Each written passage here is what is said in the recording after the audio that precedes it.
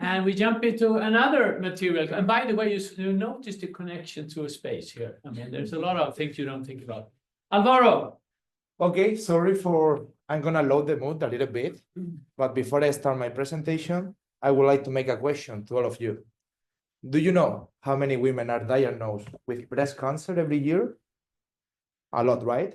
Let me tell you, 2.3 million. In this presentation, once I will be done, more than 50 women will be told that they have cancer. And as you can see here, the statistics are not more positive. It is estimated that by 2030, more than 3 million patients will have breast cancer. But everything is not bad news. Everyone knows the progress about the early detection program. As you can see here, up to 80% of the patients, they have a tumor size that is comparable to a nut. It's between 2 and 5 centimeters. However, this is just half of the battle. Do you really know how we do breast reconstruction today? Let me show you. And this is the real paradox. So today, we use laser-sharp surgical tools to really remove only the tumor and the resection. And this is great. We have really good technology. However, still for the breast reconstruction, we use a sledgehammer. The only option for surgeons today is to either remove the full breast and use a silicone implant. I think that everyone knows about the complication of using silicone on the body. And the second most popular option is basically to fill the cavity with tissue. So surgeons need to manually place tissue from different locations in the body, from your abdomen, your thighs, and manually place it on the breast. Normally, to do this type of surgeries, you need plastic surgeons and oncologists. And this takes a lot of resources and a lot of time to make the breast reconstruction for the patient.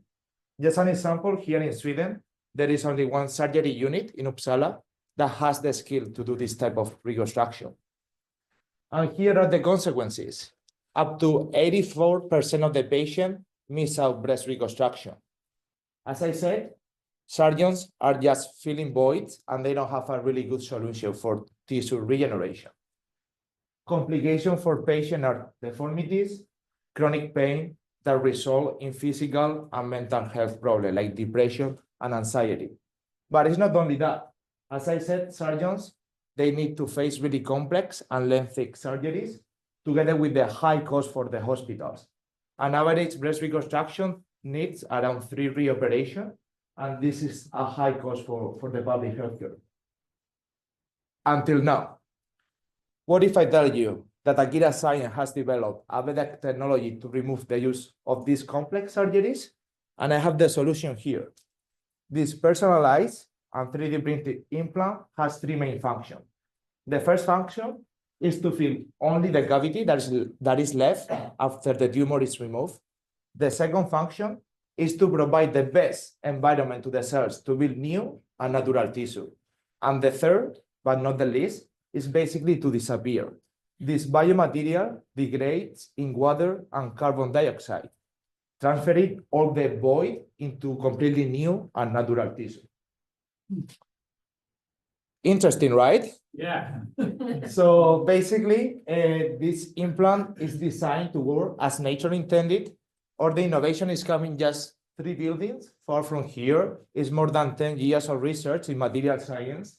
And today we have a completely new material platform to use for soft tissue regeneration. I don't have fancy videos. We are just a small startup, but the first pillar of our innovation is coming from the design of the implant. As you can see here, we have a unique implant structure that mimics the mechanical properties and the mechanics of the soft tissue in the breast. By mimicking that, we have the possibility to specialize the stem cells into soft tissue. This has been validated already in animals, and now we are moving from animals to human studies. The second part of our innovation is the advanced chemistry that we have developed during this year. As you just exposed, it took almost 10 years and a lot of lab testing to really innovate from the material side And the material that I have here has been designed to be degraded between 9 to 12 months. That is the time that is needed for the body to be regenerated. Existing medical material needs either many years or only a few weeks, causing a huge inflammation. We are solving all those problems with this innovative material. And the third part of our innovation is scalability. We use standard filament printers, the one that everyone knows, to mass produce this implant. It only takes 20-25 minutes to produce 10 implants, and the idea is to go for the 100,000 scale in few years. And we have designed that not only for patients. This is only a win for surgeons, and it's a win for the hospitals. With this technology, we are increasing productivity 30%. As I said, only Uppsala has the skills to do these complex surgeries.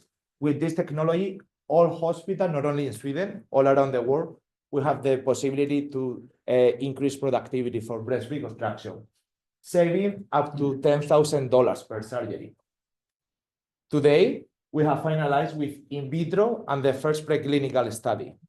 10 years of research done here, and now we are moving from the last animal study to the first in human clinical trials. And that's why I'm calling investors here, if they are present. We are fundraising to finalize the scale up that we have already done together with Rice and AstraZeneca. The goal is to start clinical evaluation in 2026. The implant will be a reality by the end of 2028. And our first market will be the US, that we are already in conversation with the FDA. To show that, of course, startups also look for business, the business model. Our ambition is to produce more than 100,000 implants within the first 5 years.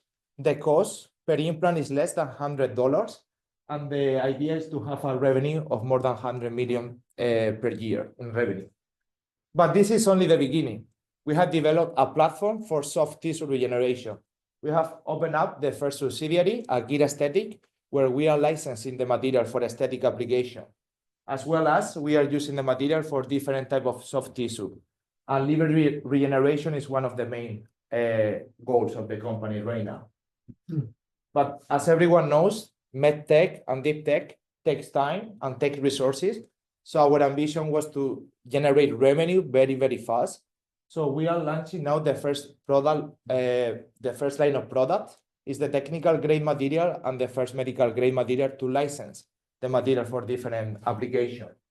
Then the second part of the business will be dedicated to the medical devices, breast implant, fillers, and liver tissue regeneration. As I said, 500, this is just the beginning. The product roadmap support more than $1.2 billion in revenue.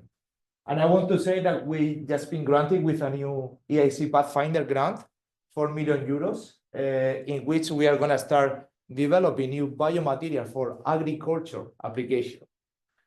I can talk more about that. My name is Alvaro. I'm CEO and co-founder of Akira Science. And together with my incredible team coming from the business side, regulatory affairs, research companies, we are bringing this together. And that's why I want you to join us on this mission, a mission to empower patients like Emma, a mission to improve the life of millions of women around the world. Thank you so much. What a guy. Material is the name of the game, obviously. Have you any questions for Alvaro? Yeah. How does the body react to your material? It's an inner material. So all the building blocks or monomers that we use are FDA approved and medical approved. So they have been used for the last 30 years. Biocompatibility, we have done ISO 10993 and it's completely safe and biocompatible. So the body doesn't reject it? No. Because we don't use any stem cells or growth factors. It's only the inner material. The material doesn't react with the body. It's a temporal scaffold that simply stay there for a few months and allow the regeneration of the stem cells that are already there in the body. Super. It looks like you could save a lot of money and sort of distress with your solution. Why do you have to sell 250 million euros before your break even? Because production and costs in the medtech are really high, and everything is coming from the regulation.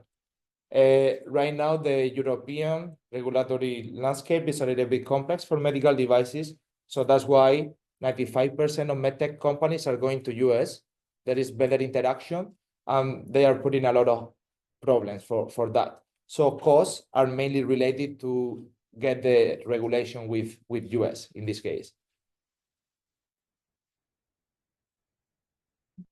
So we're saying that the material is approved by the FDA, but you are engaging in trials to use it for your purpose. The material is based on ingredients approved for the FDA. The chemistry that we have developed or how we combine those ingredients is our innovation. So it's kind of because the main problem is the degradation of polymers that are used in biomedicine today. They degrade either too fast or too slow. And what we have done is to recombine what is already approved in a completely innovative way to adjust the degradation of that type of biomaterial. So although we have a completely new material, it's based on ingredients that are approved and are safe for using in the body. We have to stop that. Thank you so much, Alvaro. Thank you, Magnus.